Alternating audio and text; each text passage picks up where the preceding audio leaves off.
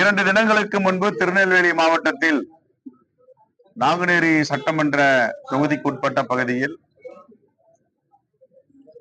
ஒரு கொடூரமான தாக்குதல் சமூக விரோதிகளால் ஏற்றப்பட்டிருக்கிறது. தமிழ்நாட்டை சார்ந்த உள்ளூர் பகுதியை சார்ந்த ஜான் மார்க் என்பவர் இறந்திருக்கிறார். ஒரிசா மாநிலத்தை சார்ந்த கட்டாரி என்பவர் இறந்திருக்கிறார்.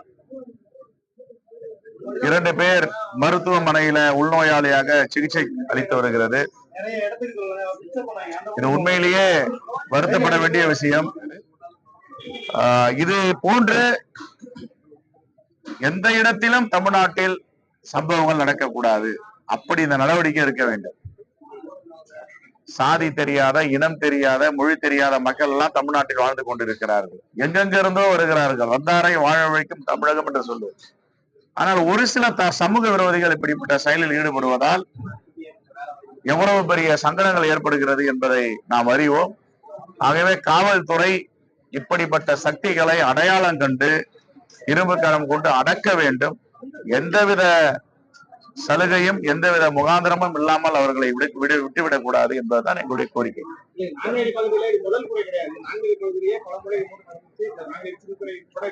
தொடர்ந்து நடப்பது வருத்தம் அளிக்கிறது. காவல்துறை இப்படிப்பட்ட சக்திகளை அடையாளம் காண வேண்டும். எங்கெங்கெல்லாம் இது ஏற்கனவே பதட்டமான பகுதி, எங்கெங்க பிரச்சனைகள் இருக்கும் பொழுது இவர்களை ஆய்வு செய்து, சில பேர்லாம் வந்து சென்னையில பாத்தீங்கன்னா, இங்க சென்னையிலேயே இருக்கக்கூடாதுன்னு அங்க இருக்கிற சென்னை காவல்துறை ஆணையாளர் அருண் சொல்றாரு.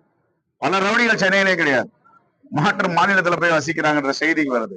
அதே மாதிரி திருநெல்வேலியுடைய மாவட்ட சரக காவல்துறை இப்படிப்பட்ட சமூக விரோதிகள், ரவுடி லிஸ்ட்ல இருக்கிறவங்களாம் பட்டியலிட்டு அவர்களை கண்காணிக்கவும், அவர்கள் இது போன்ற செயலில் ஈடுபடாமல் திருந்தி வாழ்வதற்கு ஏதாவது முயற்சித்து கவுன்சிலிங், அவர்களுக்கு ஆலோசனை வழங்க வேண்டும். இதுதான். எவ்வளவு வழக்குகள் போட்டாலும் இது தொடர்ந்து நடந்து கொண்டிருக்கு. முற்றுப்புள்ளி வைக்க வேண்டும். இதுதான் எங்களுடைய கோரிக்கை.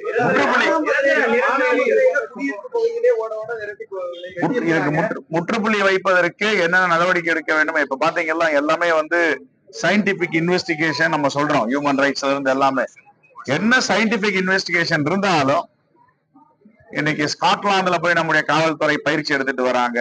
பல நாடுகள்ல போய் பயிற்சி எடுத்துட்டு வராங்க. அந்த நாடுகள்லாம் வந்து எப்படி கையாளுறாங்க, அங்க குற்றங்கள் நடக்குதா, மக்கள் தொகையும் அதிகரிப்பு, மக்கள் தொகை அதிகம், கோடிக்கணக்கான மக்கள் வசிக்கிறார்கள். இருந்த போதிலும் இதுக்கு மாற்று என்ன என்பதை நாம் கண்டுபிடிக்க வேண்டும். இந்த ஆட்சியில இப்படிப்பட்டவர்கள் ஆயுதங்களை தூக்கினால் என்ன நடவடிக்கை பாயும் என்பதையும் நாம் இந்த இடத்தில் சொல்ல கடமைப்பட்டிருக்கிறோம். அதற்கான நடவடிக்கை எடுக்க வேண்டும். யாரும் இனிவரும் காலங்களில் ஆயுதங்களை எடுக்கக்கூடாது, அப்பாவி மக்களை தாக்கக்கூடாது. மாண்பு முதலமைச்சரை சந்தித்து நாங்கள் பேசவிருக்கிறோம். கண்டிச்சிருக்கோம், நேற்று கண்டிச்சிருக்கோம். இதுல யாராவது அரசியல் பின்புலம் இருந்தா அரசியல்வாதிகள் அம்பலப்பட்டு போயிடுவாங்க. இது எதுக்கு பின்புலம்? இது ஒரு சமூக விரோதியை போய் எதுக்காக நம்ம வந்து ஆதரிக்கணும்?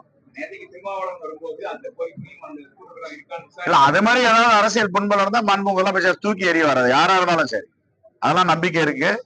அது யார் தவறு செஞ்சிருந்தாலும் சாதிய ரீதியாக, மத ரீதியாக காரணம் ஈடுபட்டிருந்தா தயவு தட்சணை இல்லாமல் தூக்கி எறிவார்.